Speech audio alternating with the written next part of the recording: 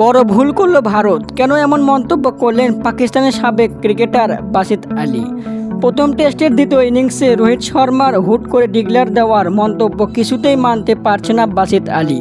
তিনি বললেন, রোহিতের ডিক্লেয়ার দেওয়া ঠিক হয়নি, বাংলাদেশ তো আগে থেকেই হেরে বসে আছে।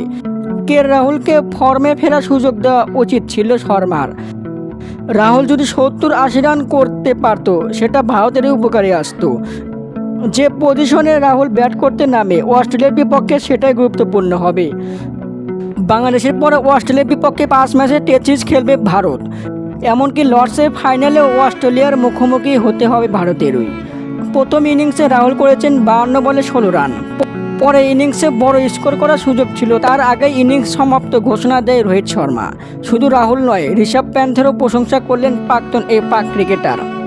তাকে কৃতিত্ব দিলেন বাসিত আলী। এদিকে প্রথম টেস্টে টস জিতে বোলিং নিয়ে বেশ সমালোচনার মুখে পড়েছিলেন শান্ত।